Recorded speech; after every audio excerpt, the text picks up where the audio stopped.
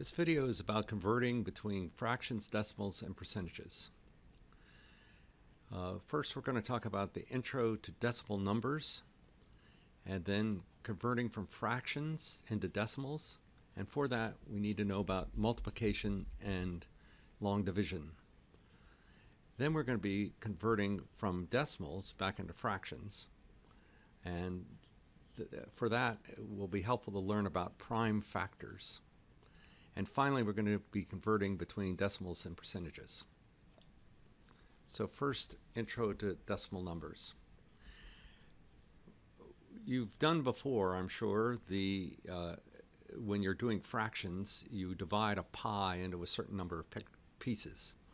But for decimal numbers, we're dividing the pie into 10 pieces. In fact, decimal, DEC, is an old word for 10, like a decade is 10 years. So when we divide the pie into 10 pieces, each piece is 1/10.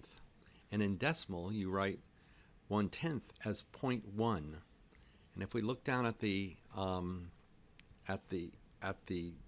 pie here, you see that if you, let's say, you eat one piece of this pie, you've eaten 1/10. And you see that you would write that as 0.1. If you've eaten 2 pieces of pie, then you've eaten 2/10, and that's 2/10, and as 0.2. And you keep going around 3/10, 4/10, all the way up to 9/10, and finally, when you eat the whole pie, you're back to 1. So that's how. That's what we mean by decimals. Now you can also write a decimal here in the parentheses. It says you can write a decimal as 0.1, and it just makes it, you may see that, it just makes it easier to read. Now we can go further and divide each piece into 10 pieces. And that means the whole pie would have 10 times 10 pieces, 100 pieces. And each piece will be 100th. And you write 100th in decimal as 0.01.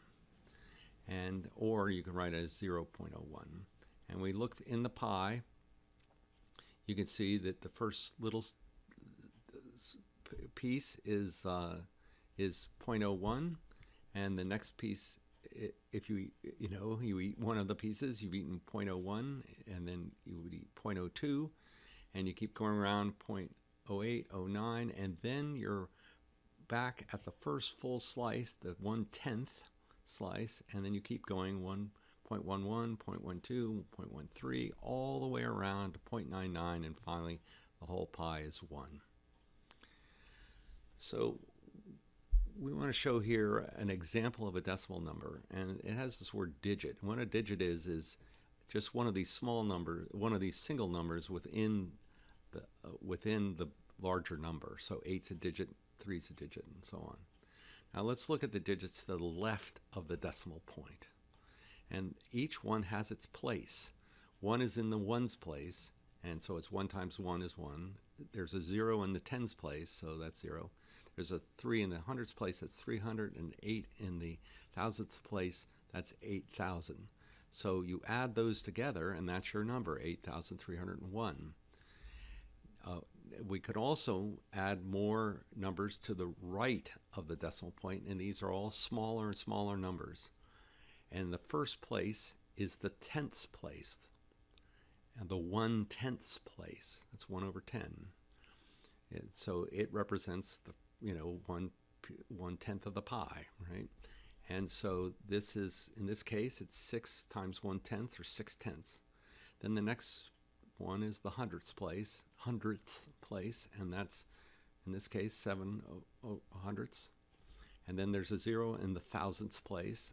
There's a 3 in the 10,000th place, a 4th in the 100,000th place, and you could keep on writing this with the millionth place, the 10 millionth place, the 100 millionth place, and it goes on and on.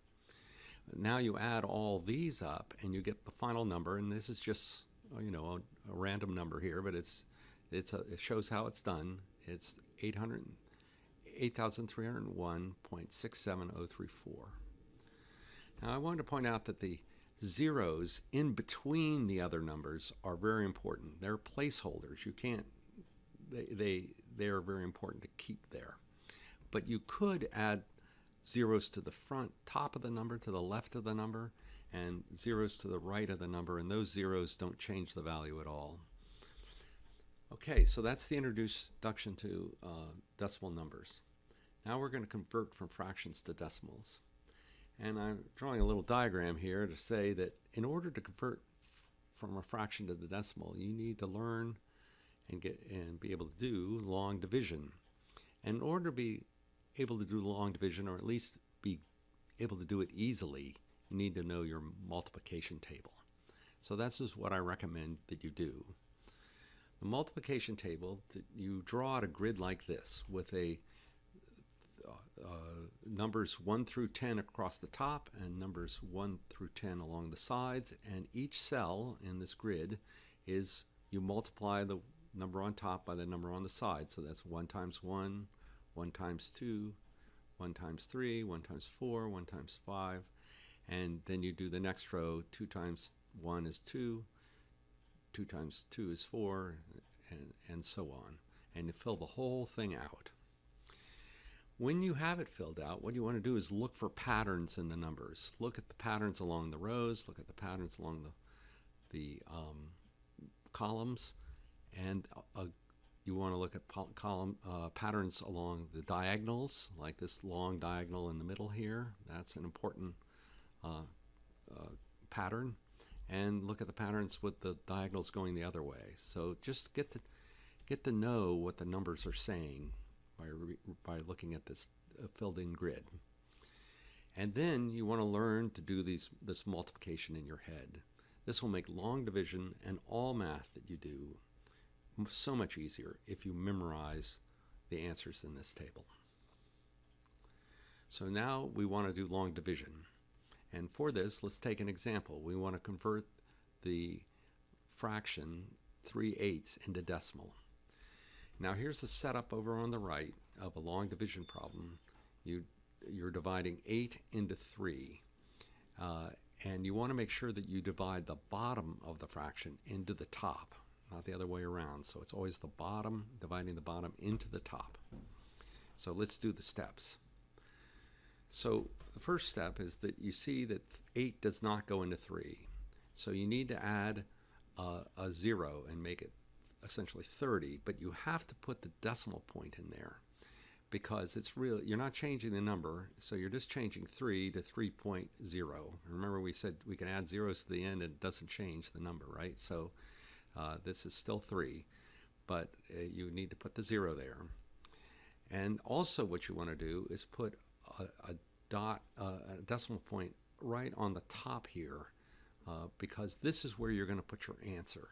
And when you're doing a division problem like this, the answer is called the quotient, right? So the answer is the quotient.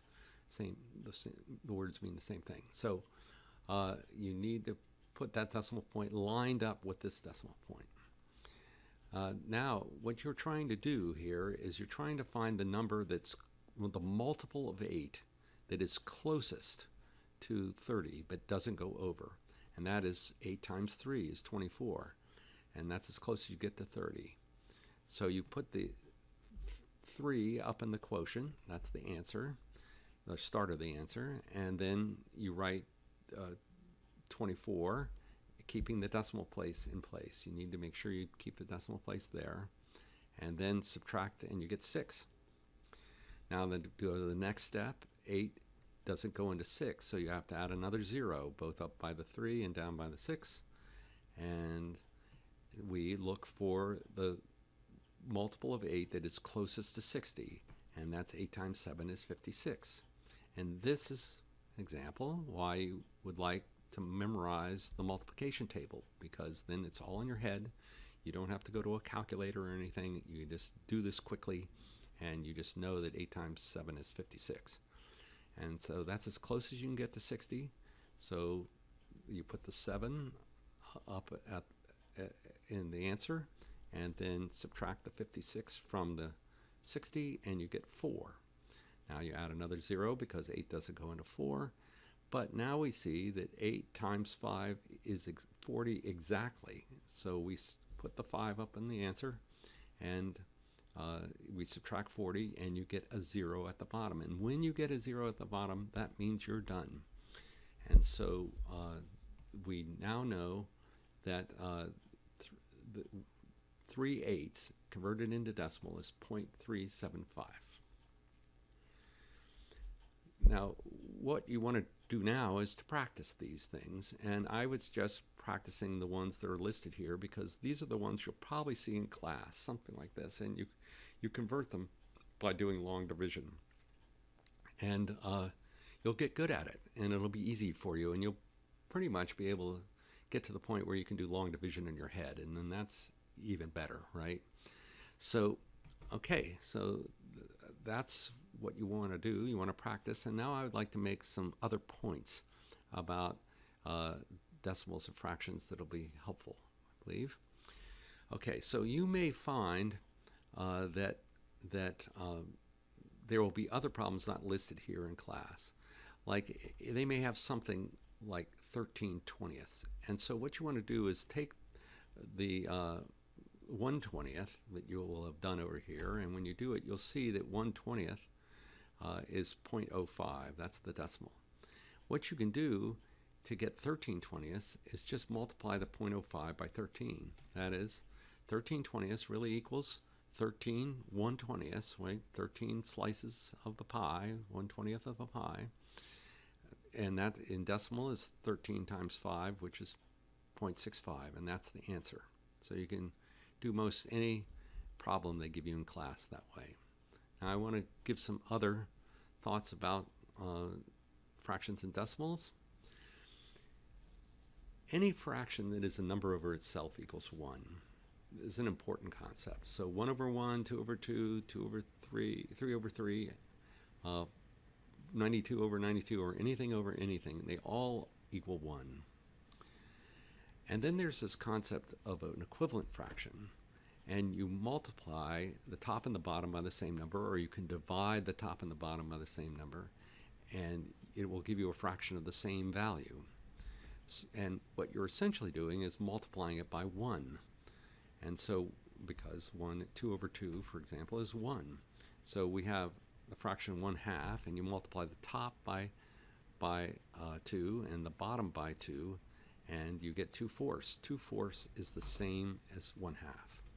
And you can, as another example, 2/3 is the same as multiplying the top and the bottom by 2, and you get 4/6. You multiply the top and the bottom by 3, you get 6/9. You multiply the top and the bottom by 4, and you get 8/12. So these are all the same fractions, all the equivalent. They're all equivalent. They're all the same value. Now what we talk about is that 2/3 is the most reduced of these fractions. You reduce it, the fractions, to get 2/3 because it has the smallest numbers. And we'll see more about that in a few slides. Next, we want to talk about the concept of a fraction greater than 1. For example, if you have a fraction like 13 over 4, 13 is greater than 4, so this is called actually an improper fraction, but it's the same as 3 1/4. And the reason is because 12 over 4 is 3, and you could convert between the two like this. 13 over 4 really equals 12 over 4 plus 1/4, and that's equal to 3 plus 1/4, which is 3 1/4. Another concept is repeating decimals. If you try long division on some fractions that are not listed above, like 1/3, you'll actually end up with a decimal that goes on forever and ever. Like 1/3 actually equals 0.33333 forever, and if you try it, you'll see why that's true. There are some also interesting looking numbers like 1/7. 1/7 ends up to being this number like 0.14287, and then it repeats itself over and over and over again. And if you do 2/7, 3/7, 4/7, 5/7, 6/7, there's a nice pattern that emerges. Same with 1/9. If you try that and you try 2/9 and 3/9, you'll see a pattern there. And it's good to know other ones like 1/6 and 1/11. And these are, it's good to know about these repeating decimals.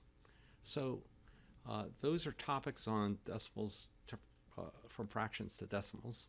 So now we're going to go the other way, from decimals to fractions. And this is really pretty cinchy. If you only have one digit to the right of the decimal point, then you just say, like 0.3, you just say it's 3 over 10. Or if it's 0.7, you say it's 7 over 10. If there's two digits to the right of the decimal point, you put that over 100. So it's like 0.25 is 25 over 100. And if there are three digits, then you put that over 1,000, and so on. Now, the teacher may expect, though, for you to reduce the fraction to lowest terms. And I mentioned that before, and this is an important topic. For example, if you want to reduce 25 over 100, you have to find what's called the greatest common factor. And this is, you'll see this a lot in school, is and they call it GCF. But anyway, greatest common factor is the biggest number that divides both into the top and bottom. And in this case, the greatest common factor is 25, because it divides into 25 and 100.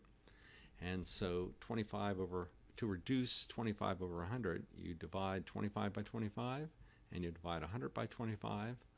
And of course, you have to divide both the top and the bottom by the same. You can't, that's the rule. And then you end up with 1/4.